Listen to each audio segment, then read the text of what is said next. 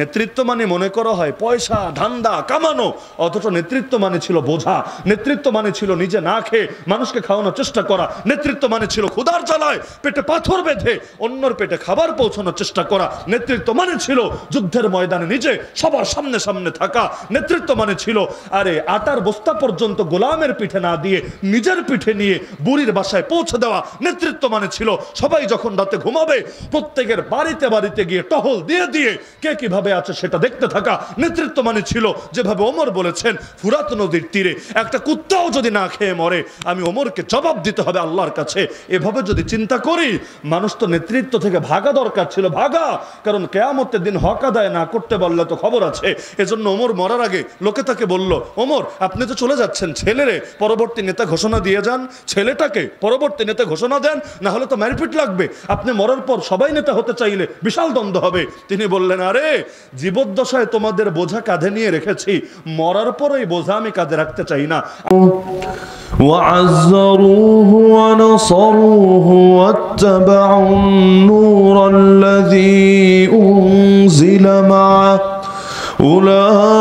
أولئك هم المفلحون وقال النبي صلى الله تعالى عليه وسلم لا يؤمن أحدكم حتى يكون هواه تبعا لما جئت به آمنت بالله صدق الله العلي العظيم وبلغنا رسوله النبي الكريم مركز التحفيظ النوراني حافظية مدرسة ও হালিমাতু সাদিয়া রাদিয়াল্লাহু আনহা মহিলা মাদ্রাসার যৌথ উদ্যোগে আয়োজিত আজকের এই অষ্টম বার্ষিক ওয়াজ ও দোয়া মাহফিলের সম্মানিত সভাপতি মণ্ডলী, উপস্থিত বিশেষ অতিথিবৃন্দ, উপস্থিত আমার সাথে আজিবুল ইহতারাম হযরত উলামায়ে কেরাম, এলাকার গণ্যমান্য মুরব্বীগণ, স্থানীয় এবং দূরদূরান্ত থেকে আগত দিন দরদি কোরআন প্রেমী প্রিয় তাওহীদি জনতা এবং পর্দার আড়ালে থাকা মা ও বোনেরা, রাত ইতিমধ্যে ভালোই হয়ে গিয়েছে, আবার প্রচন্ড গরম। আপনাদেরও দীর্ঘ সময় আলোচনা শুনতে শুনতে বেশ কষ্ট হওয়ার কথা। তো মানসিকভাবে প্রস্তুতি ছিল এক বিষয়ের, তবে সব মিলিয়ে মনে হচ্ছে ওই দীর্ঘ বিষয়ে আলোচনা করার অবতারণা করা এখন খুব বেশি উচিত হবে না। এজন্য আমি কোরআন মাজিদে সূরা আরাফের একটা আয়াতের বিশেষ অংশ তেলাওয়াত করেছি। এই আয়াতটাকে সামনে রেখে মৌলিক কিছু বার্তা আরজ করে আলোচনার ইতি টানবো ইনশাআল্লাহ। আয়াতের এই অংশে আল্লাহ রাব্বুল আলামিন নবী মুহাম্মদুর রাসূলুল্লাহ সাল্লাল্লাহু তাআলা আলাইহি ওয়াসাল্লামের শানে ঈমানদারদের করণীয় কি এই বিষয়ে আল্লাহ তাআলা চারটা হকের কথা বলেছেন। এই চার হক যারা পূরণ করবে, আয়াতের শেষে আল্লাহ ঘোষণা দিয়েছেন উলাইকা হুমুল মুফলিহুন, এরাই কামিয়াব, এরাই সফল কাম, এরাই সাকসেসফুল। তো আল্লাহ রাব্বুল আলামিন যাদেরকে সফল বলে ঘোষণা দেন, তাদেরকে তারা যে সফল হবে এটা নিয়ে সন্দেহ করার কোনো অবকাশ থাকে না। তা আমার নবীর শানে কোন চারটা হক এমন যেই চার হক আদায় করতে পারলে আল্লাহর দৃষ্টিতে আমরা সফল বলে বিবেচিত হব, কোরআনের ভাষায় সফল কামদের ভেতরে আমাদের নাম উঠবে, এটা নিয়ে মৌলিক আলোকপাত করার চেষ্টা করব ইনশাআল্লাহ, যাতে করে আল্লাহ সবার আগে আমাকে এবং আপনারা যারা মনোযোগ দিয়ে আলোচনা শুনবেন সবাইকে প্রিয় নবীজির শানে এই চারটা হক আদায় করার তৌফিক দান করেন। চারটাই লাগবে, এমন না যে একটা হলে চলবে, দুইটা হলে চলবে, তিনটা হলে চলবে, এমন না। চারটাই যাদের ভেতরে থাকবে উলাইকা হুমুল মুফলিহুন, তারাই সফলকাম বলে বিবেচিত হবে। সবার আগে যে বিষয়টা মাথায় রাখা দরকার, এই যে বারবার একটা শব্দ বললাম মুহাম্মদ মুহাম্মদ মুহাম্মদ, আমার নবীর জাতি নামই হলো মুহাম্মদ। এমনকি কোরআনে আস্ত একটা সূরাই আছে এই নামে, 26 নম্বর পরে সূরা মুহাম্মদ। মুহাম্মদ অর্থ কি? মুহাম্মদ এক শব্দে এর অর্থ করাটাই আসলে সম্ভব না। আরবিতে মুহাম্মদ বলা হয় তাকে মান ইজতামাআত ফীহিল খিসালুল মাহমুদাতু কুল্লুহা, প্রশংসা করার উপযুক্ত সব গুণ যার একার ভেতরে থাকে, আরবিতে তাকে মুহাম্মদ বলে। আমরা কিন্তু দুনিয়াতে সবাই অপূর্ণ, কারো টাকা আছে অনেক কিন্তু আরেক লাইনে দুর্বলতা, কারো ক্ষমতা আছে অনেক কিন্তু আরেক লাইনে দুর্বলতা, কারো চেহারা তো মাশাআল্লাহ হাতের লেখা খুব একটা ভালো না, কারো গলার সুর তো সেই রকম কিন্তু মেধায় খুব বেশি কাজ করে না। দেখবেন প্রত্যেকেই এক লাইনে অনেক আগানো তো আরেক লাইনে পুরাই পিছানো। কে দাবি করতে পারবে আমি কামেল, আমার মধ্যে অপূর্ণতা বলতে কিছু নাই, ত্রুটি বলতে কিছু নাই? জগতে যদি এমন কেউ থাকেন যিনি সব ত্রুটির ঊর্ধ্বে, সব কিছুর ঊর্ধ্বে, তাকেই মুহাম্মদুর রাসূলুল্লাহ সাল্লাল্লাহু আলাইহি ওয়াসাল্লাম বলে। নামও যেমন কাজও তেমন। এজন্য বিখ্যাত এক কবি ছিলেন নবীর এক সাহাবী হাসান বিন সাবিত রাদিয়াল্লাহু আনহু। আল্লাহ রাসূলের এই সাহাবী কাফেরদের বিরুদ্ধে ময়দানে নেমে অস্ত্র দিয়ে তেমন লড়াই করতে পারেন নাই। আল্লাহ সবাইকে সব লাইনে এক ধরনের যোগ্যতা দেন না, কিন্তু আল্লাহ এমন জবান দিয়েছেন, এমন জবান, ওই মুশরিকরা কবিতা বলে বলে নবীরা নিয়ে টিটকারি মারতো, ব্যঙ্গ করত, বিদ্রুপ করত। ওরা যত কবিতা বলে আমার নবীকে ব্যঙ্গ করত, এর চাইতে উচ্চমানের কবিতা বলে তিনি আল্লাহর নবীর পক্ষে কাফেরদের বিপক্ষে জবাব দিয়ে দিতেন। এজন্য মদিনা শরীফের যে মসজিদ ছিল মসজিদে নববী, আল্লাহ আমাদের সবাইকে যাওয়ার তৌফিক দান করুন। সেই মসজিদে নববীতে মিম্বার একটা ছিল না, মিম্বার দুইটা ছিল। একটা মিম্বার নবীর জন্য যেখানে নবী দাঁড়িয়ে খুতবা দিতেন, আর একটা মিম্বার হলো হাসান বিন সাবিত রাদিয়াল্লাহু আনহুর জন্য, যেখানে দাঁড়িয়ে তিনি কাফেরদের প্রতিটা কটূক্তির দাঁত ভাঙা জবাব দিতেন। দাঁত ভাঙা জবাব দরকার নাই? দরকার নাই? আজকে যেমন কথায় কথায় আল্লাহ হেফাজত করুন, এই মসজিদের শহর এই ঢাকা, কেউ দেখা যাবে কোরআনকে পায়ের তলায় ফেলে পিষ্ট করার দুঃসাহস দেখাচ্ছে, কেউ প্রকাশ্যে আমার নবীরে গালি দেওয়ার দুঃসাহস দেখাচ্ছে। আর এই গুন্ডারা 13 বছরের মুসলিম নারীকে পর্যন্ত, 13 বছরের মুসলিম মেয়েকে পর্যন্ত রেপ করছে। আর পুলিশ বিচার করবে দূরের কথা, উল্টা এটাকে ভিন্ন খাতে প্রবাহিত করার সর্বাত্মক চেষ্টা চালাচ্ছে। দরকার ছিল মুসলমানদের ভেতরে এই পরিমাণ প্রতিবাদী থাকবে, যাদের প্রতিবাদের চাপে পড়ে হলেও প্রতিটা ইস্যুতে এই জালেমদের মুখে চুনকালি লাগবে। কিন্তু আমরাই হয়ে গিয়েছে বোবা শয়তান। হকের ব্যাপারে আমাদের মুখে তালা থাকে, নিজের স্বার্থের বেলায় কোনো ছাড় নাই। 1 টাকার জন্য মারপিট হয়, চায়ের বিল নিয়ে খুনাখুনি পর্যন্ত হয়, লেকিন আল্লাহর দ্বীনের জন্য এত কিছু হয়। আপনি চিন্তা করেন, কোরআনকে পায়ের তলায় ফেলে পিষ্ট না করে যদি কোনো দলের নেতারে পায়ের তলায় ফেলে এভাবে পিষ্ট ফেলতো, বাংলাদেশ এমন থাকতো? এতদিনে হয়তো ওই দল পুরো দেশে অচল করে ফেলতো এর বিচারের জন্য। লেকিন বাস্তবতা হলো সবারই দাম থাকে, খালি ইসলামের দামটাই আমাদের কাছে কমে গিয়েছে। ওই জামানার মতো হয়েছে। নবী মুসা বললেন চলো সবাই মিলে ফিলিস্তিনকে মুক্ত করি। তার জাতি বলো কেন কেন, সবাইকে লাগবে কেন? তুমি আর তোমার খোদা মিলে পারো না? ইযহাব আনতা ওয়া রাব্বুকা ফাকাতিলা, কোরআনের আয়াত।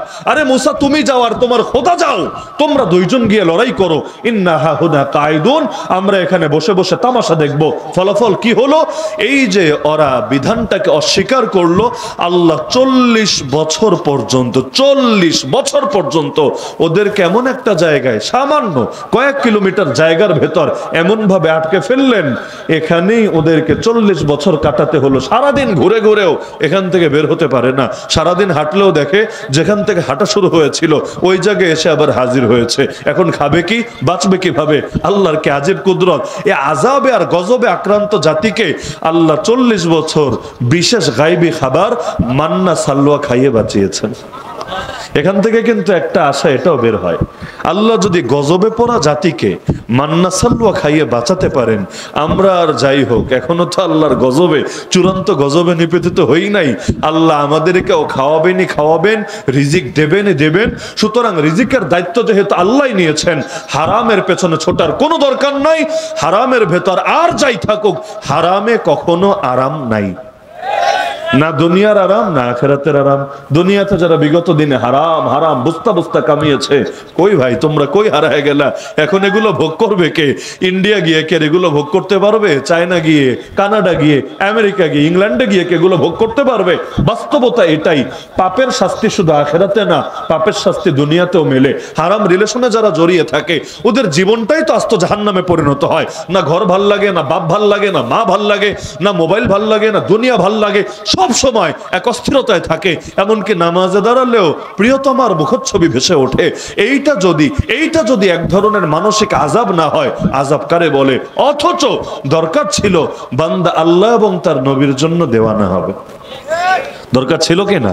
তা হাসান বিন সাবিত রাদিয়াল্লাহু আনহু একটা কবিতা বললেন একদিন নবীকে, আমার নবীর ব্যাপারে এই কথাটা মাথায় রাখবেন, নবী যা বলেন এটা যেমন হাদিস, নবী যা করেন এটা যেমন হাদিস, যেই যেই ব্যাপারে নবী চুপ থাকেন চুপ, সেটাও হাদিস, সেটাও শরীয়তের দলিল। এটাকে বলে মৌন সম্মতি। মৌন সম্মতি নীরবতা সম্মতির লক্ষণ। কারণ এটা কখনোই সম্ভব না আমার নবীর সামনে কোনো অন্যায় হবে আর নবী চুপ করে থাকবে।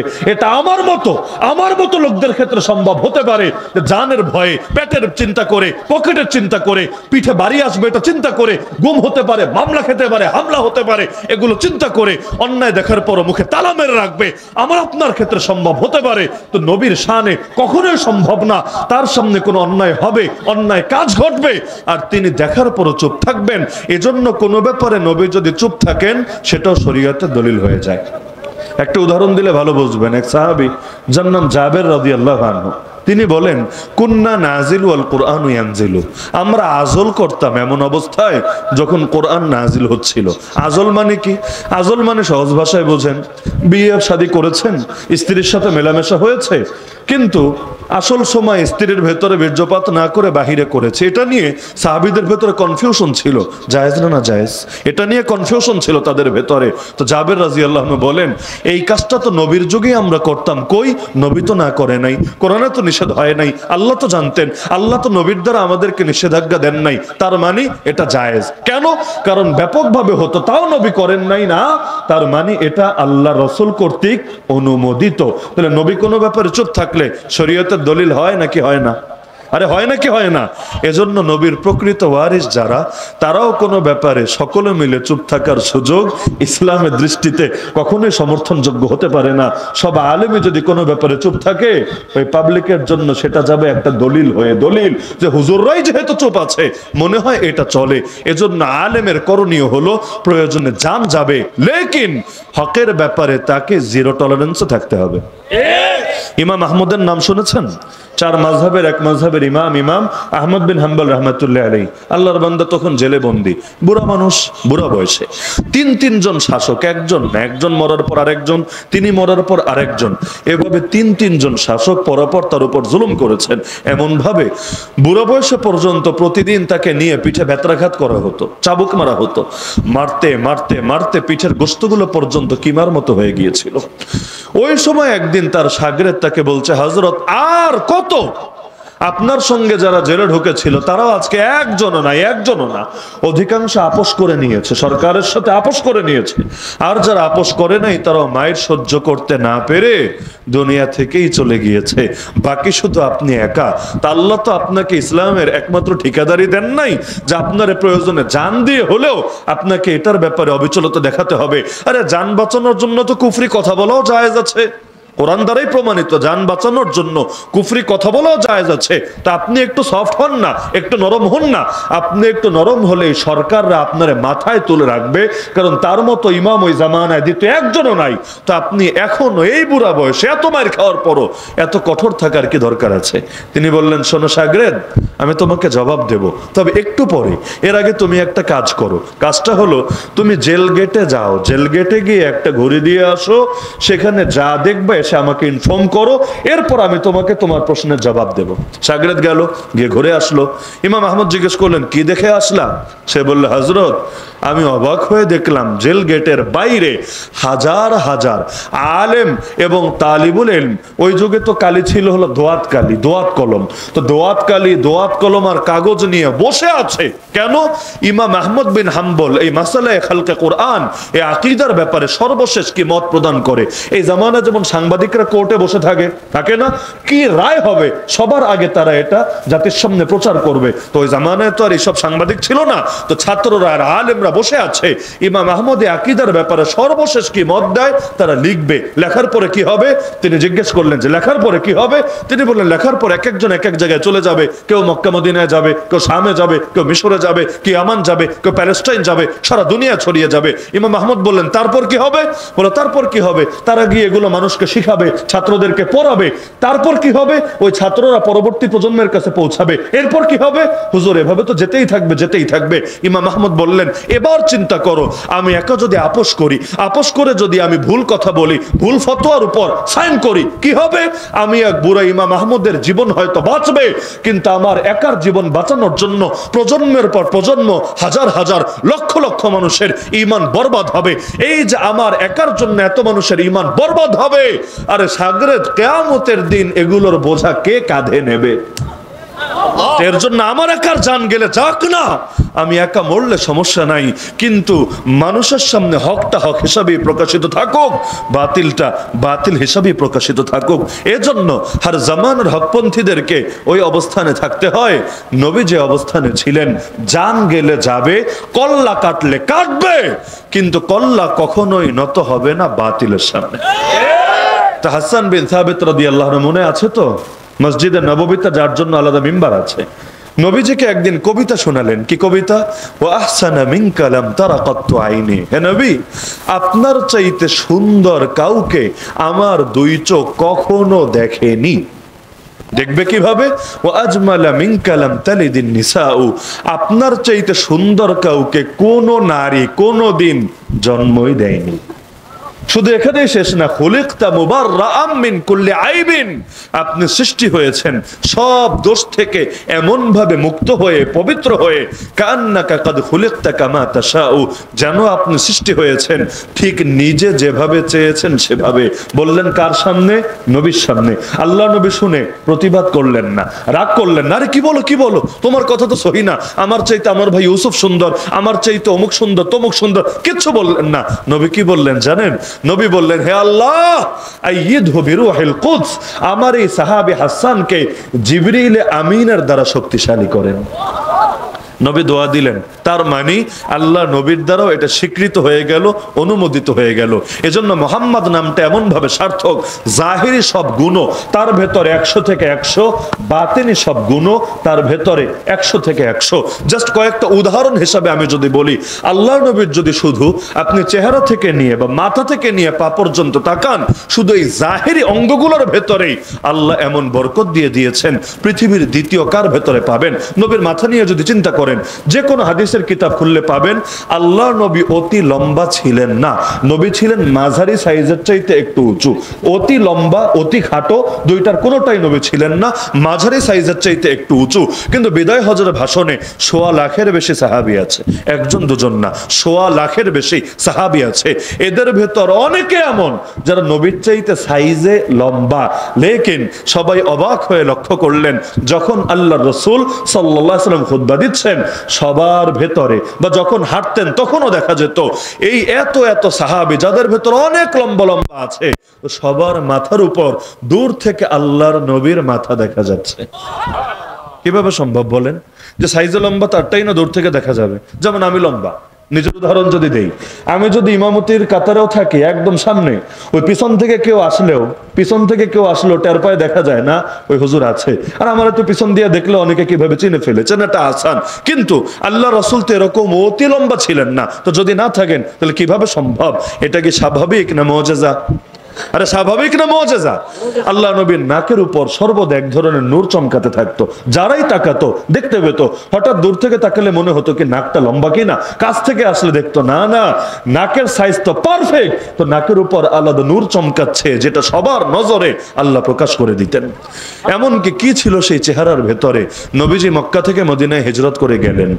এখন কোন এলাকায় যদি মেহমান আসে, খালি যারা মহব্বত করে তারাই কিন্তু দেখতে যায় না, অনেকেই দেখার জন্য সেখানে গিয়ে সিরিয়াল দেওয়ার চেষ্টা করে। মনে করেন তারেক রহমান সাহেব যদি দেশে আসেন, এই এলাকায় যদি আসেন, যেহেতু অনেক বিএনপি নেতৃবৃন্দের নাম আছে এজন্য উদাহরণটা দিচ্ছি, এখন যদি তিনি এলাকায় আসেন অথবা অন্য যে কেউ, জামাতের আমিরও যদি এলাকায় আসেন, তাহলে শুধু তার দলের লোকরা যায় না, অনেক লোক যারা দলটল করে না তারাও এক নজর দেখতে যায় কে আসলো।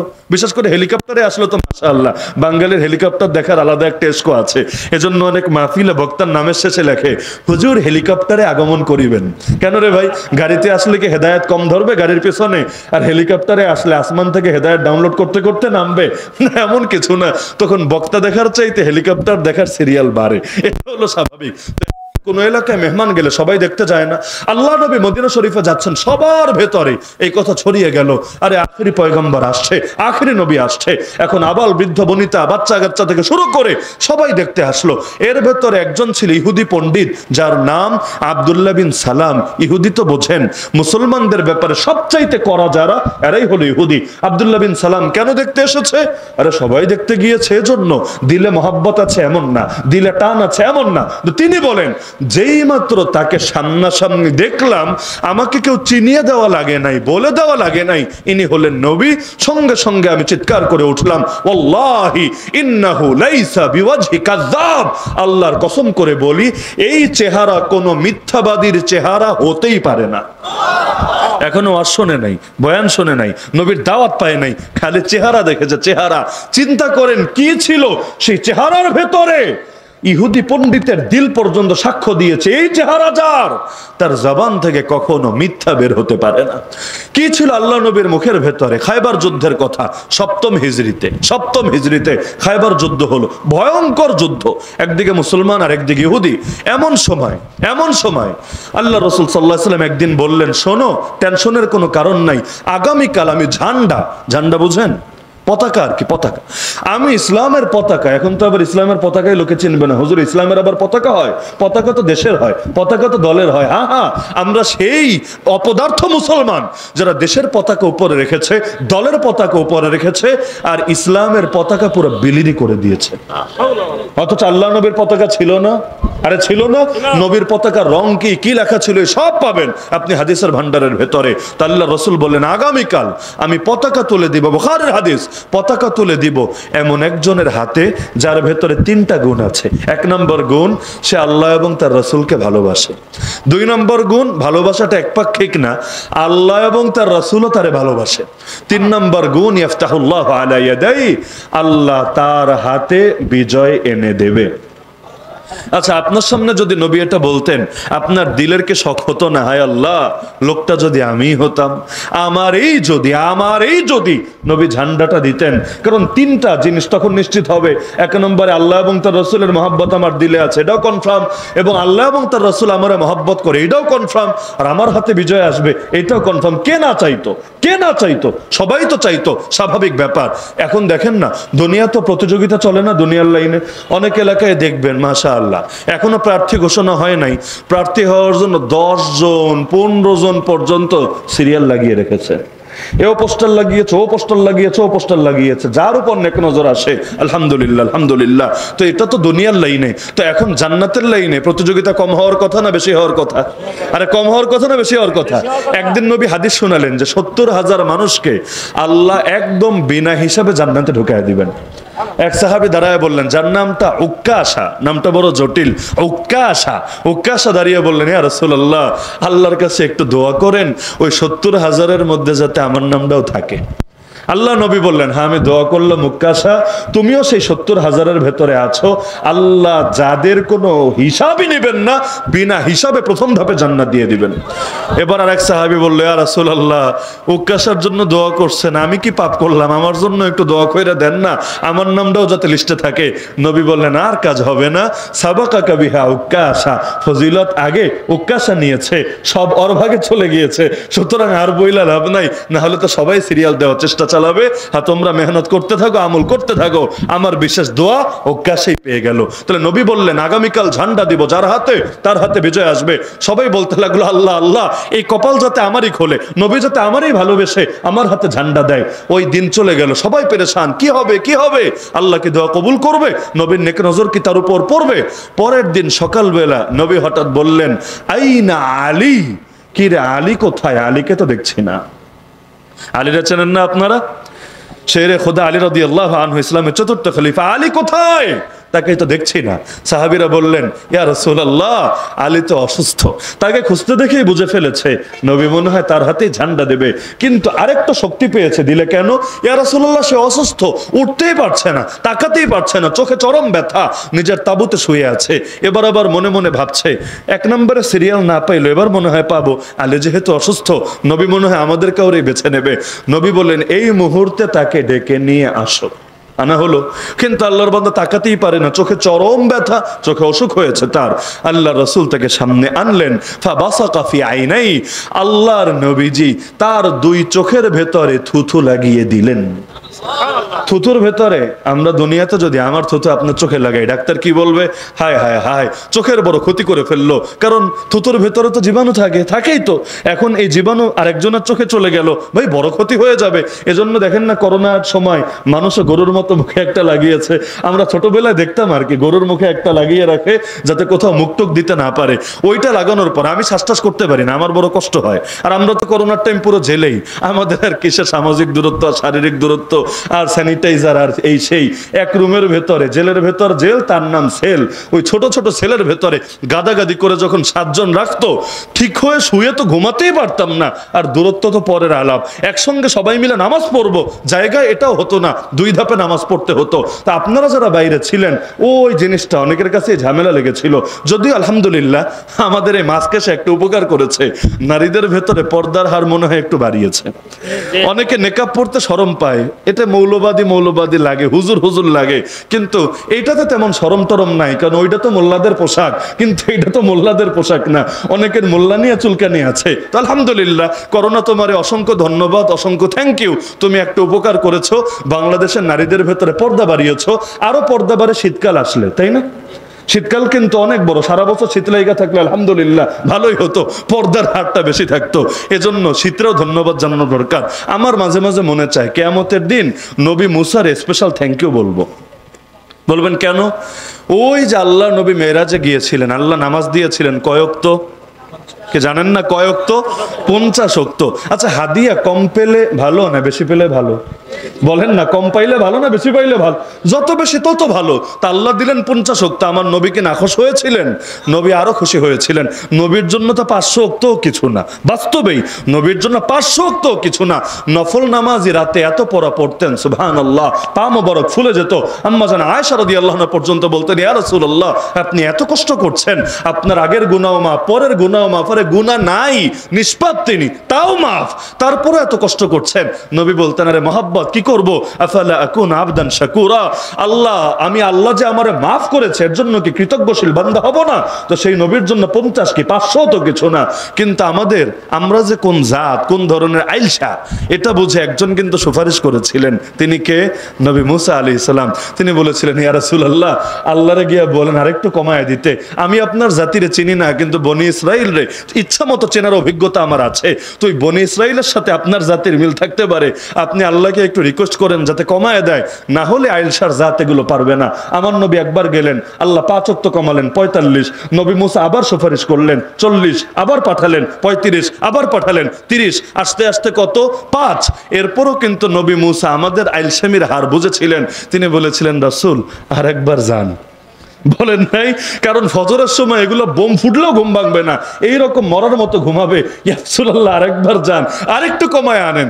নবী বলেছিলেন, না রে ভাই, আর যাইতে পারবো না আমি, কারণ প্রতিবার 10% করে কমেছে, 50 থেকে 5, 10%। তো যেই হারে কমেছে, এখন যদি আরেকবার যাই, 5 করে কমতে কমতে বাকি আছে 5, আরেকবার গেলে তো 0 হয়ে যাবে। তো আল্লাহ আমারে হাদিয়া দিলেন, ওই হাদিয়াটা যদি আমি না নিয়ে যাই কি হলো? আমি আর পারবো না যেতে। আল্লাহ জানিয়ে দিলেন, নবী, আমি কিন্তু পরিমাণ কমিয়ে, সওয়াব কিন্তু কমাই নাই, টেনশনের কোনো কারণ নাই। এখন থেকে তোমার উম্মত যদি পড়ে 5 ওয়াক্ত নামাজ, আমি সওয়াব দিব 50 ওয়াক্ত নামাজ। কি দয়া আল্লাহ রাব্বুল আলামিনের। 50 ওয়াক্ত হলে 1 ঘন্টায় তো 2 ওয়াক্তের বেশি পড়তো, কারণ 24 ঘন্টায় 48 হলে না ডাবল, 50 তো আরো 2 বেশি। তো রাতে কয়বার ঘুম থেকে ওঠা লাগতো খবর আছে? যে অলস আমরা, নামাজ থেকেই তো মানুষ বিমুখ হয়ে যেত। আল্লাহর কি দয়া, কি মায়া, নবীর কি রহমত, কি মাহাব্বত। আর স্পেশাল কৃতজ্ঞতা পাওয়ার যিনি হকদার, তিনি কে? নবী মুসা আলাইহিস সালাম। তা আমার মনে চায়, জানি না হাসরের ময়দানে মনে থাকবে কিনা, এত বড় উপকার যিনি করে দিলেন তারে একটু জাযাকাল্লাহ, একটু ধন্যবাদ দেওয়া দরকার না? তা আমার মনে যদি নাও থাকে, আপনাদের কারো মনে থাকে, ইনশাআল্লাহ নবী মুসার সাথে দেখা হলে এটা বইলা দিয়েন যে আপনি আমাদের অনেক বড় উপকার করে দিয়েছেন, আল্লাহ আপনার উত্তম বিনিময় দান করুন। তা আল্লাহ রাসূল সাল্লাল্লাহু আলাইহি ওয়াসাল্লাম তিনি তার চোখের মধ্যে থুথু দিলেন। মনে আছে হাদিসের শব্দ, ফাবারা মাকানা, সঙ্গে সঙ্গে সাইয়্যিদুনা আলী এমন ভাবে সুস্থ হয়ে গেলেন, কান্নাহু লাম ইয়াকুন বিহি শাই, যেন তার কোনোদিন চোখে কোনো সমস্যাই ছিল না। জায়গার উপর 1-2 মিনিটও লাগে নাই, জায়গার উপর এমন ভাবে সুস্থ হয়ে গেলেন।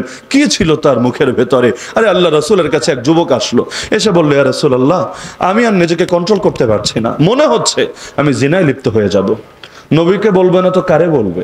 আমরা যেমন দেহের রোগের পরামর্শ নেওয়ার জন্য যাই ডাক্তারের কাছে, রুহেরও তো রোগ হয়, কত ঝামেলা ঢোকে রুহের ভেতরে, কিন্তু আমরা এই লাইনে পরামর্শের ব্যাপারে বড় গাফেল। তো সাহাবীরা দিলের রোগ হলেও নবীর কাছে ছুটে যেতেন, ইয়া রাসূলুল্লাহ, আমি আর নিজেকে কন্ট্রোল করতে পারছি না, কিভাবে বাঁচাবো আপনি বলেন।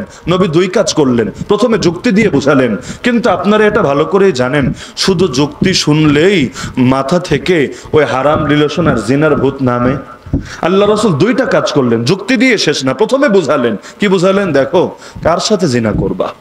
তুমি কি এটা পছন্দ করবা তোমার মায়ের সাথে, তোমার বোনের সাথে, তোমার স্ত্রীর সাথে, তোমার মেয়ের সাথে কোনো পরপুরুষ জিনা করুক কোনোদিন পছন্দ করবা? সে বলল, ইয়া রাসূলুল্লাহ, প্রশ্নই আসে না, আমি আমার আপনজনদের বেলায় কিছুতে এটা মেনে নেব না। নবী বললেন, তাহলে তুমি যার সাথে জিনা করবা সেও কারো না কারো মেয়ে, কারো না কারো বোন, কারো না কারো বর্তমান বা ভবিষ্যতের স্ত্রী, কারো না কারো বর্তমান বা ভবিষ্যতের মা। তো নিজের জন্য যেটা পছন্দ করো না, আরেকজনের জন্য কিভাবে পছন্দ করতে পারো? কিন্তু এরপর আসল কাজটা করলেন, নবী হাতটা নিয়ে তার বুকের ভেতর এভাবে বুলিয়ে দিলেন। নবীর হাত এভাবে বুকের উপর বুলিয়ে দিলেন। আল্লাহর কি কুদরত! সেই সাহাবী বুরাকালেও বলেন, ওই দিন থেকে আমার ভেতর থেকে জিনার আগ্রহ যে বের হয়েছে, আজ পর্যন্ত জিনা তো জিনা, কোন পর নারীর দিকে চোখ তুলে তাকানোর কল্পনা আর মাথায় আসেনি। কি ছিল হাতের ভেতরে? আর এক লোক জিনে ধরা রোগী নিয়ে এসেছে। জিনে ধরে না অনেক সময়, জিনের বদনাম হয়েছে, কাম করে শয়তানে বদনাম হয়ে গেছে জিনের। বড় আজীব তামাশা, কারণ জিন তো শয়তান তো দুষ্টটারে বলে, তো ভালোটা তো আর ডিস্টার্ব করে না, ডিস্টার্ব তো দুষ্টটাই করে থাকে। ওই মানুষ যেমন একটা আরেকটার উপর সওয়ার হয়, তারে দমায় রাখার চেষ্টা করে, ওরাও এমন কাজটা করে। তো নবীর কাছে একজনকে আনা হলো, রোগী, এই পাগলামি করে, সেই করে। আল্লাহ রাসূল তার বুকে হাত রেখে বললেন, ও খুরুজ আদু আল্লাহ, আল্লাহর দুশ্মন বের হয়ে যা, শরীর ছেড়ে বের হয়ে যা, ফাইন্নী আনা রাসূলুল্লাহ, নিশ্চয়ই আমি আল্লাহর রাসূল বলছি। সঙ্গে সঙ্গে সুস্থ হয়ে গেল। তাহলে হাত স্বাভাবিক ছিল না? হাতের মধ্যেও কি বরকত আল্লাহ ঢেলে দিয়েছিল। এমনকি নবীজি, সব বাদ দেন, আপনাদের ধৈর্য ফুরাইয়া যাবে, এমনিও ধৈর্য নাই, তাও গরমের ভেতর ধৈর্য তো আরো কম থাকবে। আল্লাহ রসুলের পায়ের দিকে যদি চিন্তা করেন, নবীজি একবার উহুদ পাহাড়ের উপর দাঁড়ানো, ভূমিকম্প শুরু হলো। ভূমিকম্প হলে কি হয়? কাঁপে না? তাও আবার পাহাড়ের উপরে, একদম পাহাড়ের চূড়ায়। নবীজির সঙ্গে 3 জন সাহাবী আছে। আল্লাহ রসুল পা দিয়ে উহুদের উপর একটা আঘাত করলেন, আঘাত করে বললেন, উসবুত উহুদ, উহুদ তুই থেমে যা, উহুদ তুই থেমে যা, তুই জানিস না তোর উপর কে আছে? তোর উপর দাঁড়িয়ে আছে একজন নবী, একজন সিদ্দিক, দুইজন শহীদ। অথচ কেউ শহীদ না, সবাই জিন্দা, কিন্তু নবী ভবিষ্যৎবাণী করছেন, তোর উপর দাঁড়িয়ে আছে একজন নবী, একজন সিদ্দিক, দুইজন শহীদ। ওই 2 শহীদকে ওমর আর ওসমান রাদিয়াল্লাহু আনহুমা। সঙ্গে সঙ্গে নবীর এই কথা আর পায়ের আঘাতের বরকতে পাহাড় থেমে গেল। কি দেন নাই আল্লাহ তাকে? পানি শর্ট পড়েছে, নবী আঙ্গুল মোবারক রেখেছেন পেয়ালার ভেতরে। সাহাবী বলেন, আরে ঝর্ণা থেকে যেভাবে পানি বের হয় সেভাবে দেখেছি নবীর হাতের ভেতর থেকে পানি বের হতে। তো এত বরকত দিয়ে আল্লাহ যারে পাঠিয়েছেন, তার শানে যদি গাফলতি করি, এর চাইতে বড় গাফলতি আমাদের কি হতে পারে? তো নবীর শানে কাজ করবেন কয়টা? যা শিরোনাম বলি, ব্যাখ্যা আজকে করা যাবে না। দোষ আমার না, দোষ হলো সময়ের। আচ্ছা, 1 নম্বর কারণ হলো, 1 নম্বর হক হলো, আল্লাহর নবীর উপর ঈমান আনতে হবে সেভাবে যেভাবে ঈমান এনেছেন সাহাবীরা।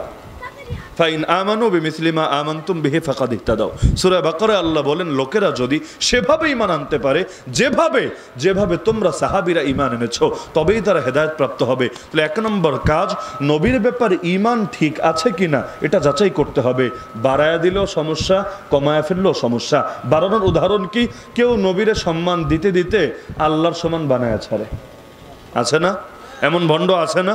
উদাহরণে যাব না, সময় লম্বা হবে। কেউ আবার নবীর শান কমাতে আল্লাহর নবীরে সংকীর্ণ জায়গায় নিয়ে ছাড়ে। কিভাবে? যদি রবিউল আউয়াল মাস আসে, তখন আবু লাহাবের মতো ঠিকই খুশি হবে।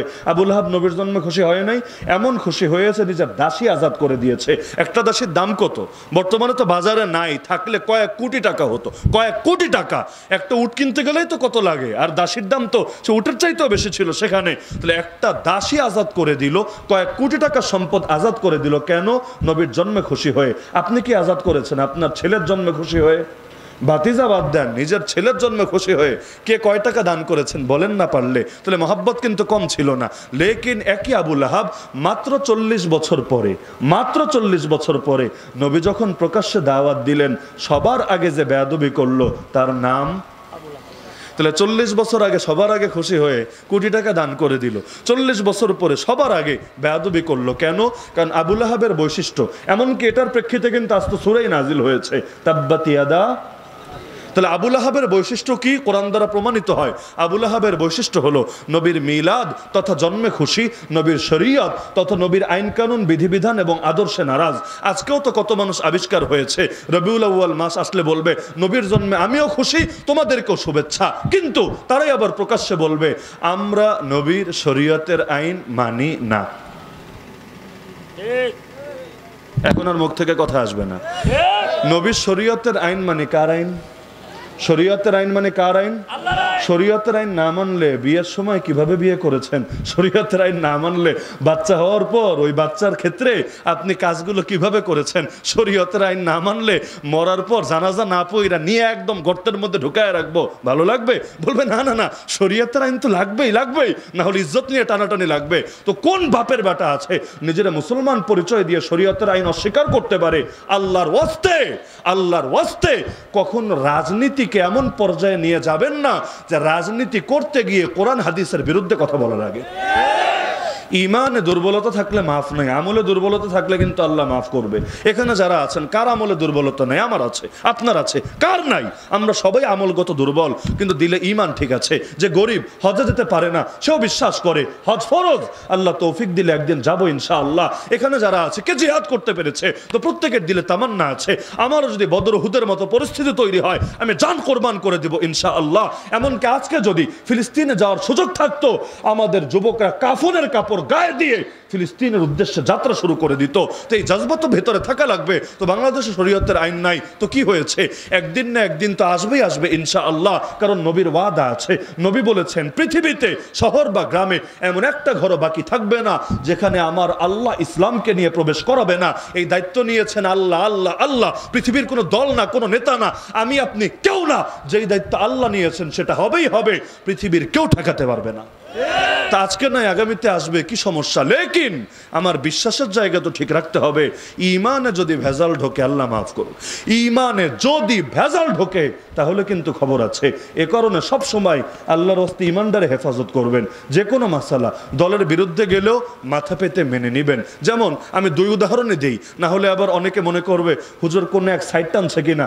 না, হুজুর কোনো সাইড টানবে না, যেটাই ভুল আছে সেটা নিয়ে বলা হুজুরের ইমানের দায়িত্ব, না বললে আল্লাহর কাছে পাকড়াও হবে। 2 উদাহরণে দেই, ইসলামে নারী নেতৃত্ব জায়েজ না না জায়েজ? এখন আর মুখ থেকে কথা আসবে না, জায়েজ না না জায়েজ? কারণ টায়ার আর টিউব দিয়ে বুঝলেই বুঝবেন, টায়ার থাকে উপরে, টিউব থাকে ভেতরে। টিউব যদি উপরে আসে গাড়ি খুব ভালো চলবে না। তো নারীকে ইসলাম পুরুষের অধীন করে দিয়েছে কেন? যাতে করে সে সর্বদা হেফাজতে থাকে, কষ্টের কাজ সে করবে না, কিন্তু সব আবার সমানই পাবে। নবী যাবে যেই জান্নাতে, তার স্ত্রীরাও যাবে একই জান্নাতে। অথচ আমার নবীকে কত কষ্ট করতে হয়েছে, তার স্ত্রীরা সেই তুলনায় কি করেছে? লেকিন আল্লাহ কিন্তু জান্নাতে সমান দিয়ে দিবে। এমনকি আমার মতো বীর বাহাদুরকেও নবী বলে দিয়েছেন সবাইকে, তোমার জান্নাত কোথায় জানো? তোমার মায়ের পায়ের নিচে। এমনকি বাপরা কত কষ্ট করেন না? বাপেরা কত কষ্ট করেন। কিন্তু নবীকে প্রশ্ন করলে ইয়া রাসূলুল্লাহ, আমার সবচাইতে ভালো আচরণ পাওয়ার হকদারকে? নবী বললেন তোমার মা, এরপর কে? তোমার মা, এরপর কে? তোমার মা, এরপর কে? 4 নম্বরে সিরিয়াল পাইলাম। বা এত কষ্ট, এত পয়সা, এত ঘাম ঝরানো, তারপরও সিরিয়াল পাইতে আমাদের 1ও নাই, 2ও নাই, 3ও নাই, 4। এরপর আমরা কখনো এটা নিয়ে হিংসা করি না, কখনো ঈর্ষা করি না। কেন? আল্লাহ যা দিয়েছেন তাতেই সন্তুষ্ট, আলহামদুলিল্লাহ। তা আল্লাহকে নারীকে ঠকিয়েছে? আজকাল ক্ষমতা মানে মনে করা হয়, নেতৃত্ব মানে মনে করা হয় পয়সা, ধান্দা, কামানো। অথচ নেতৃত্ব মানে ছিল বোঝা, নেতৃত্ব মানে ছিল নিজে না খেয়ে মানুষকে খাওয়ানোর চেষ্টা করা, নেতৃত্ব মানে ছিল ক্ষুধার জ্বালায় পেটে পাথর বেঁধে অন্যর পেটে খাবার পৌঁছানোর চেষ্টা করা, নেতৃত্ব মানে ছিল যুদ্ধের ময়দানে নিজে সবার সামনে থাকা, নেতৃত্ব মানে ছিল আরে আটার বস্তা পর্যন্ত গোলামের পিঠে না দিয়ে নিজের পিঠে নিয়ে বুড়ির বাসায় পৌঁছে দেওয়া নেতৃত্ব মানে ছিল সবাই যখন রাতে ঘুমাবে প্রত্যেকের বাড়িতে বাড়িতে গিয়ে টহল দিয়ে দিয়ে কে কিভাবে আছে সেটা দেখতে থাকা নেতৃত্ব মানে ছিল যেভাবে ওমর বলেছেন ফুরাত নদীর তীরে একটা কুত্তাও যদি না খেয়ে মরে আমি ওমরকে জবাব দিতে হবে আল্লাহর কাছে। এভাবে যদি চিন্তা করি মানুষ তো নেতৃত্ব থেকে ভাগা দরকার ছিল, ভাগা, কারণ কিয়ামতের দিন হক আদায় না করতে পারলে তো খবর আছে। এজন্য ওমর মরার আগে লোকে তাকে বলল, ওমর আপনি তো চলে যাচ্ছেন, ছেলেরে পরবর্তী নেতা ঘোষণা দিয়ে যান, ছেলেটাকে পরবর্তী নেতা ঘোষণা দেন, না হলে তো মারপিট লাগবে, আপনি মরার পর সবাই নেতা হতে চাইলে বিশাল দ্বন্দ্ব হবে। তিনি বললেন, আরে জীবদ্দশায় তোমাদের বোঝা কাঁধে নিয়ে রেখেছি, মরার পর এই বোঝা আমি কাঁধে রাখতে চাই না। আমার ছেলেরে দিলে ছেলে যদি ঠিকভাবে হক আদায় না করে কিয়ামতের দিন জবাব দিবে কেডা? এজন্য আমার ছেলে নেতা হবে না। আল্লাহরে বললেন, আল্লাহ এত বছর শাসন করলাম, এর বিনিময়ে সওয়াব লাগবে না, আমারে যদি তুমি খেলে জাহান্নামে না ফেলো আল্লাহ এতেই আমি খুশি, আলহামদুলিল্লাহ।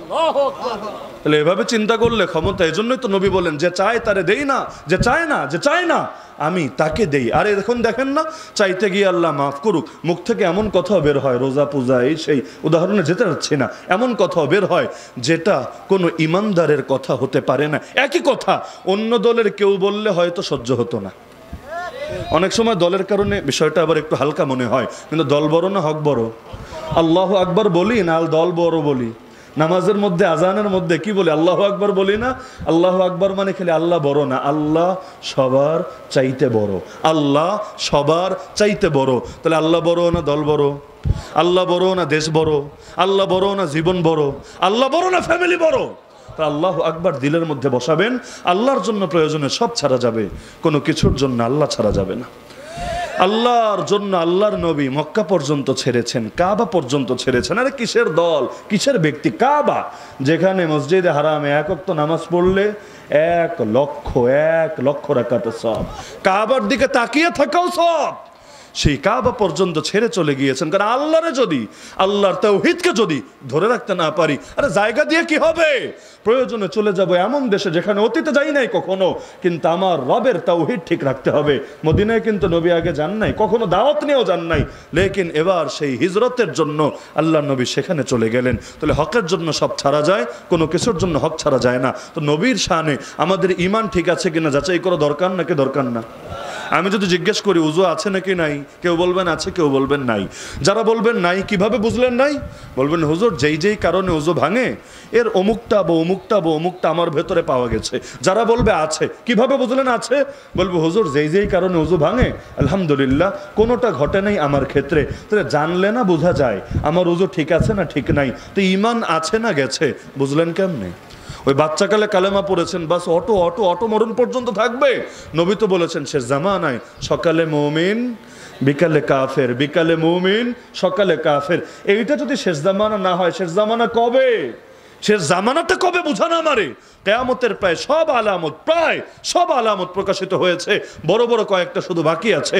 আর ওইগুলো আসা শুরু হলে পরপর একের পর এক এমনভাবে আসবে, নবী বলেন তাসবিহের দানা ছিঁড়ে গেলে একটার পর একটা যেমন একের পর এক গড়িয়ে পড়ে আসতে শুরু করলে এভাবে আসতে থাকবে খুবই অল্প সময়ের ভেতরে। তাহলে ঈমানের ব্যাপারে সচেতন হওয়া দরকার নাকি দরকার না?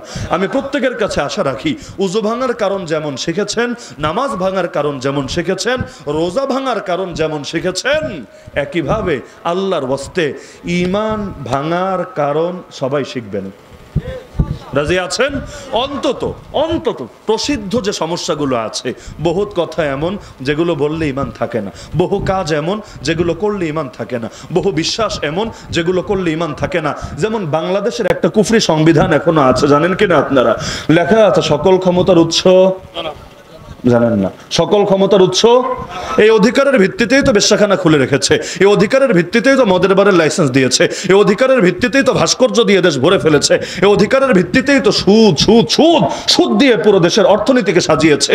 অথচ সকল ক্ষমতার উৎস কে? আল্লাহ।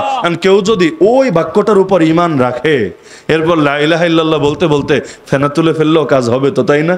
অনেক মুরব্বী দেখবেন মাঝে মাঝে গ্রামে চায়ের দোকানে বসে আছে, হাতে তসবি, মাশাআল্লাহ সুন্দর তসবি টিপছে, অথচ চোখ হলো টিভিতে, টিভির মধ্যে উড়াধুরা নাচ চলছে। কি দেখেন নাই? এমন দেখেন নাই? তো এই তসবি টিপা টিপা একদম চালচালিয়া জান্নাতে চলে যাবে, তাই না? ইম্পসিবল। আরে তোমার তসবিহের কোনো দামই থাকবে না, উপরন্তু তসবিহের অবমাননা হচ্ছে, অবমাননা। যদি সেন্স ঠিক থাকে আর ইচ্ছাকৃত ভাবে করো, তোমার ঈমান ক্ষতিগ্রস্ত হওয়ার আশঙ্কা আছে। এই যে আন্দোলন হলো, জুলাই আন্দোলন, ঢাকা শহরে এখনো গেলে দেখবেন অনেক দেয়ালে লেখা আছে, আমরা না, মোরা বিধাতার মতো নির্ভয়। মোরা মানি তো আমরা, তাই না? বিধাতা মানি স্রষ্টা, প্রভু, প্রতিপালক। মত মানি তার অনুরূপ। নির্ভয় মানি ভয় ডরহীন। তাহলে অর্থ কি হচ্ছে? আল্লাহর যেমন ভয় নাই, আল্লাহর কি ভয় আছে নাকি? নাউজুবিল। আল্লাহর যেমন ভয় নেই, আমরা যারা জুলাই আন্দোলন করেছি আমরা আল্লাহর মতো, আল্লাহর মতো ভয় নাই আমাদের। তুলনা দিল কার সাথে? তুলনা দিল কার সাথে? নবীরই যদি কেউ আল্লাহর সাথে তুলনা দেয়, ঈমান থাকে? আরে ভাই, কত আন্দোলন করেছো, কত! ওই বদরের সাহাবীদেরও কেউ যদি আল্লাহর সাথে তুলনা দেয় কোনো একটা গুণের ক্ষেত্রে, সঙ্গে সঙ্গে বেঈমান। তো এই বাক্যটা কেউ যদি জেনে বুঝে লেখে, জেনে বুঝে বলে, এটা দিয়ে এখন গানও নাকি বানিয়েছে। আমার শোনার তৌফিক হয় নাই, কিন্তু অনেকজন শুনিয়েছে যে হুজুর এটা এখন আর দেয়ালের বাক্যে নাই, এটা দিয়ে গানও তৈরি করেছে। তাহলে গান যারা গাবে, যারা শুনে মজা নেবে, প্রত্যেকের ঈমানের কি হালত হবে চিন্তা করেন। মানুষ নাকি আল্লাহর মতো হয়ে গেছে, নাউযুবিল্লাহি মিন যালিক। এজন্য ঈমান রক্ষার ব্যাপারে সচেতন হতে হবে। শেষ জামানা ঈমান এমনি কচুপাতার পানির মতো হয়ে গেছে। তো নবীর শানে আল্লাহর ওয়াস্তে এক নম্বর কাজটা সবাই করেন, সেটা হলো ঈমানটা ঠিক আছে কিনা যাচাই করার চেষ্টা করেন। ডাক্তারের কাছে গিয়ে যেমন ফুল বডি চেক আপ দেই, বিশেষজ্ঞ আলেমদের কাছে এসে নিজের ঈমানটারে চেক আপ দেন যে হুজুর ঠিক আছে নবীর ব্যাপারে ঈমান, নাকি আমার ভেতরে কোনো ভুল আছে, ধরায় দেন। প্রথমে চেক আপ করান, এরপর মেশিন নিজেই কেনেন, মানে এই পরিমাণ জ্ঞান অর্জন করেন যেটা দিয়ে নিজেই ডায়াবেটিস জানলে সকালে পরীক্ষা করেন, ঈমানটা ঠিক আছে কিনা এটাও যাতে পরীক্ষা করে নিতে পারেন। রাজি আছেন? যে যেই দলের হন, যে যে মতের হন, এটা দল মতের ঊর্ধ্বের কথা। ঈমানের ব্যাপারে সেনসিটিভ হতে, সচেতন হতে রাজি আছেন? মনে রাখবেন, ঈমান সবার আগে নাকি সবার পরে? ঈমান সবার আগে। ঈমান না থাকলে আমল করতে করতে কপালে দাগ ফেলে দিলে কি হবে? নামাজ কাদিয়ানিরা পড়ে না, পড়ে না, প্রার্থনা হিন্দুরাও করে না, তো কি হয়েছে? হয়েছেটা কি? ঈমান যদি না থাকে, শুধু 0 0 0, কোনো লাভ নাই। আর ঈমান হলো সংখ্যা, একও যদি থাকে, একও সঙ্গে 0 আসলে 10, আর একটা আসলে 100, আর একটা আসলে 1000। আমল যত বাড়বে, ঈমান থাকলে আর বড় দাম হবে। আর ঈমানটা, সংখ্যাটা সরায় নিলে, 0-র বস্তা নিয়ে দোকানে গিয়ে আব্বা আব্বা ডাকলেও দোকানদার একটা ললিপপও দিবে না হাতে। মনে থাকবে? তাহলে নবীর শান এক নম্বর কাজ, এক নম্বর কাজ। 2 নম্বর কাজ, নবীরে সম্মান করতে হবে। সবচাইতে বড় সম্মান, সব আলাপ বাদ দেন, নবীর নাম শুনলে দুরূদ পড়বেন। পারবেন না? নবীর নাম শুনলে দুরূদ পড়বেন। চেষ্টা করেন প্রতিদিন যাতে অন্তত 200 বার দুরূদ শরীফ নবীর শানে আপনার পড়া হয়। এটা নবীর হক। নবী কি করে নাই আপনার জন্য বলেন? পাথর খাওয়া থেকে শুরু করে করেন নাই কি আপনার জন্য? নবীর কোরবানের বরকতেই তো আপনি পেলেন। আরে আজকে আপনি দেখেন 7 বছরের বাচ্চাও হাফেজ হয়, অথচ এই কোরআনটা নাজিল হতো নবীর উপর 23 বছর লেগেছে। শীতের দিনেও কোরআন আসা শুরু হলে আল্লাহ নবী ঘামতে থাকতেন, ঘাম বের হতো, এমনকি কখনো চেহারা লাল হয়ে যেত। উটের পিঠে থাকলে উট পর্যন্ত লোড নিতে পারতো না, মাটিতে বসে যেতে বাধ্য হতো। কারণ উরুর উপর মাথা রেখে শোয়া থাকলে তার কাছে মনে হতো একটা পাহাড় রাখা হয়েছে সেখানে। এত কষ্ট হয়েছে ওহী আসতে, কখনো 1 আয়াত, 2 আয়াত, 3 আয়াত, এভাবে একটু একটু একটু করে 23টা বছর ধরে নাজিল হয়েছে।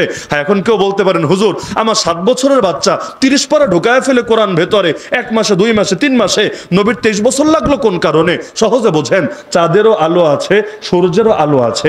মূলত চাঁদের কিন্তু নিজস্ব আলো নাই। চাঁদের আলোটা কার আলো? সূর্যের কিন্তু আলো। কিন্তু সূর্যের দিকে কয় মিনিট তাকায় থাকতে পারবেন? পাকুন্দিয়ার লোকেরা 10-20 মিনিট পারার কথা। কয় মিনিট পারবেন?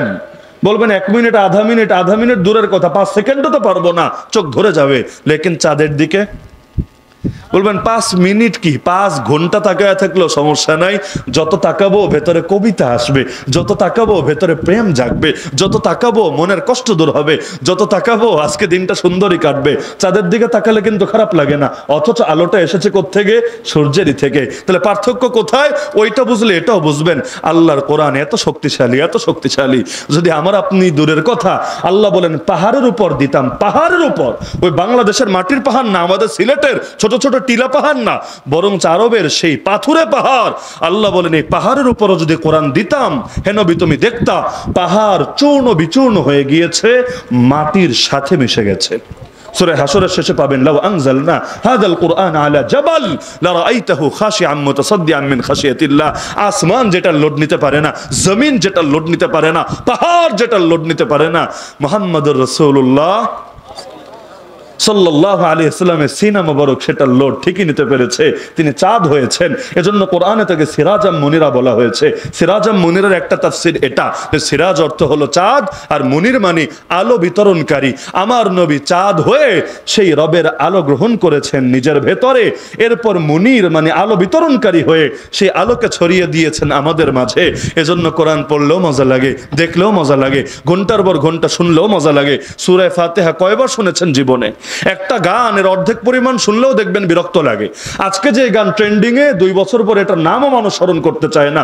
আবার অনেক পুরনো হয়ে গেলে ক্লাসিক বলে কয়দিন মার্কেটে চলে, এরপরও আবার পাবলিক খায় না। কিন্তু সূরা ফাতিহা শুনতে শুনতে শুনতে শুনতে বুড়া হয়ে গেল, আলহামদুলিল্লাহ, মজা তার মেটে না। আর বাংলাদেশে কি নামাজ হয়? ওই সৌদি আরব গিয়ে দেখেন না, মক্কা মদিনা তারাবিতে দাঁড়ালে আরে কোন দিকে ঘন্টার পর ঘন্টা ঘন্টার পর ঘন্টা চলে গেছে।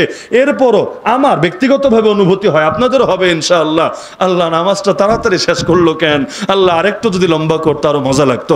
বিশেষ করে এখন ওই করোনার অজুহাতে 20 রাকাতে 10 রাকাতে নিয়ে এসেছে। 8ও না, 8 হলে আবার একদল হয়, 20 হলে আবার আরেক দল হয়, মাঝামাঝি 10-এ এনে থামিয়ে দিয়েছে। কেন? করোনায় সব অর্ধেক, নামাজটা অর্ধেক। এখন করোনা চলে গেছে কিন্তু আইলসামি আর দূর হয় নাই, 10-এ রেখে দিয়েছে। গত রমজানেও হাসিনার সময় তো যেতেই পারতাম না দেশের বাইরে, তো গত রমজানে প্রথমবারের মতো আল্লাহ যাওয়ার তৌফিক দিলেন। তো এখন গিয়ে আমার শুধু এটাই মনে হচ্ছিল, আল্লাহ কবে ওদের মাথার তারটা ঠিক হবে, আবার ওরা 20 রাকাত কায়েম করবে। কারণ 20 কেন, যদি 40ও বানায় সমস্যার কিছু নাই, দিলের মধ্যে মজার মজার মজাই লাগতে থাকবে। তাহলে কোরআনে মজা আছে নাকি নাই? গানের চাইতে কম না বেশি? গজলের চাইতে কম না বেশি? সব কিছুর চাইতে বেশি, সব কিছু। কত মানুষ এমন কোরআন শুনে মুসলমান হলো। ওমর কিভাবে মুসলমান হয়েছে, মুসাব বিন উমাইরের দাওয়াতে মদিনার নেতারা কিভাবে মুসলমান হয়েছে, কোনো ওয়াজ লাগে নাই, খালি কোরআন শুনে আলহামদুলিল্লাহ হৃদয়ের বদ্ধ তালা খুলে গিয়েছে। এজন্যই এখন কোরআনের মাহফিলেও অনেকের গুন্ডামি চলে, কারণ জানে কোরআন হলে এমন নূর, এর পুরো আলো যদি জাতির সামনে চলেই আসে আর অন্ধকার টিকবে না। এজন্য মাহফিলকে দমানোর জন্য বিগত ফ্যাসিস্ট আমলে যেই পরিমাণ টর্চারে আমাদের উপর হয়েছে, আমাদের দ্বিতীয় কোন শ্রেণীর আলেমের উপর হয়েছে পারলে বলেন আমাকে? এই মাঠে ময়দানে এমন ভাবে গুন্ডামি ছড়িয়ে দিয়েছে, এখনো চলছে, এখনো চলছে। আগের চাইতে হয়তো একটু কমেছে, লোক হয়তো পরিবর্তন হয়েছে, তো কারো ভেতরে যদি তেরা থাকে এটা সোজা হবে কিভাবে? ভেতর তেরা থাকলে সোজা হবে কিভাবে? আর সোজা হবে যেদিন আমার আল্লাহর পাকরয়ের মুখে পড়বে। তো সুতরাং নবীর শান 1 নম্বর হক হলো ঈমান, 2 নম্বর হক সম্মান। আর কিছু না পারলেও দুরূদটা পারবেন তো ইনশাআল্লাহ, এতটুকু সম্মান পারবেন তো ইনশাআল্লাহ। আর দুরূদ বেশি পড়লে আল্লাহ যাওয়ারও তৌফিক দিয়ে দিবেন, স্বপ্নযোগে নবীকে দেখারও তৌফিক দিবেন, কিয়ামতের দিন নবীর সুপারিশ লাভেরও তৌফিক দিবেন। তাহলে হক কয়টা গেল? 2টা। বাকি রইল কয়টা? 2টা। সেটা বাকি থাকবে আপাতত। বাকির নাম ফাঁকিও হতে পারে, অথবা আল্লাহ যদি কখনো আবার দেখা করান আর আপনারাও স্মরণ করাইয়া দেন, আলোচনা হলেও হতে পারে। এত রাত পর্যন্ত আটকে রেখে আসলে খুব বেশি কষ্ট দেওয়া উচিত না। লেখা আছে 10:30, ইতিমধ্যে মনে হয় বেজে গেছে 12:30, তাই না? মাশাআল্লাহ, মানে মাহফিল শুরু হয়েছিল 27 তারিখ, 28 তারিখ হয়ে গেছে। 2 দিন ব্যাপী মাহফিল, ওয়াজ হুজুর 2 দিন ওয়াজ করে ফেলেছে। 27 তারিখ শুরু করে 28 তারিখ পর্যন্ত চালিয়েছে। তাহলে যেই 2টা নিয়ে আলোচনা করলাম, আল্লাহর ওয়াস্তে ব্যক্তিগতভাবে আমি আমাকেও বলছি, আর আমরা যারা শুনছি, আল্লাহ সবাইকে এই 2টার যাতে আমলে আনার তৌফিক দান করে। তো নিয়ত করেন প্রতিদিন কিছু সময় হলেও নবীর শানে দুরূদ পড়বই ইনশাআল্লাহ। বিশেষ করে দোয়া করেন না, কোনো দোয়া নবীর শানে দুরূদ পড়া ছাড়া করবেন না। হাদিসে আছে দুরুদ না পড়লে দোয়া আটকে যায় আসমান জমিনের মাঝে। যদি চান দোয়া কবুল হোক, দুরুদ লাগবেই লাগবে। এজন্য জানাজার নামাজেও কি পড়ি? আছে না দুরুদ? আছে না? নামাজের মধ্যেও দুরুদ, এমন ফরজ নামাজের মধ্যেও আমরা বৈঠকে দুরুদ পড়ি না? দোয়ায়ে মাসুরা পড়ে দুরুদ আগে, কারণ দুরুদ না পড়লে দোয়া যাবে না আল্লাহ পর্যন্ত। এজন্য আল্লাহর শানে প্রশংসা, নবীর শানে দুরুদ, এটাকে অবধারিত করে নেন নিজের জন্য। মসজিদে ঢুকবেন, ওই ডাইরেক্ট আল্লাহুম্মা ইফতাহলি পড়েন না, ডাইরেক্ট দোয়া কইরেন না। কি বলবেন? বিসমিল্লাহ, আল্লাহর নাম নিলাম, ওয়াসসালাতু ওয়াসসালামু আলা রাসূলিল্লাহ, নবীর শানে দুরুদ পড়লাম, আল্লাহুম্মা ইফতাহলি আবওয়াব রাহমাতিক। বের হবেন, ব্যাস একই আচরণ, বিসমিল্লাহ ওয়াসসালাতু ওয়াসসালামু আলা রাসূলিল্লাহ আল্লাহুম্মা ইন্নী আসআলুকা মিন ফাদলিক। যত নেতা আছেন এখানে, যত রাজনৈতিক দলের নেতা আছেন, মাইক হাতে নিয়ে ঠুস করে কথা শুরু করবেন না, একটু আল্লাহর প্রশংসা করবেন, একটু নবীর শানে দুরূদ পড়বেন। আরবি যদি নাও পারেন বাংলায় পড়বেন, বাংলায় বলেন সমস্ত প্রশংসা আল্লাহর, দুরূদ এবং সালাম বর্ষিত হোক নবী মুহাম্মদের উপর। পারবেন তো? পারবেন তো? নাকি ডাইরেক্ট কথা শুরু করে দিবেন? আল্লাহর নাম ছাড়া শুরু হলে বরকত পাবেন না, নবীর শানে দুরূদ পড়া ছাড়া শুরু হলে কবুল হবে না। এজন্য এটাকে অনিবার্য করে নেন, বেশি থেকে বেশি নবীর শানে দুরূদ পড়বো ইনশাআল্লাহ। লম্বাটা পড়তে কষ্ট হলে ছোট করেই পড়েন না, সাল্লাল্লাহু আলাইহি ওয়াসাল্লাম, হয়ে গেল দুরূদ। এর চাইতে ছোট কি হয়? তো রাজি আছেন তো ইনশাআল্লাহ? আল্লাহ আমাকে এবং আমাদের সবাইকে আমল করার তৌফিক দান করুন। আজকের এই মাহফিলকে কবুল করুন। সবাই দুরূদ শরীফ পাঠ করি।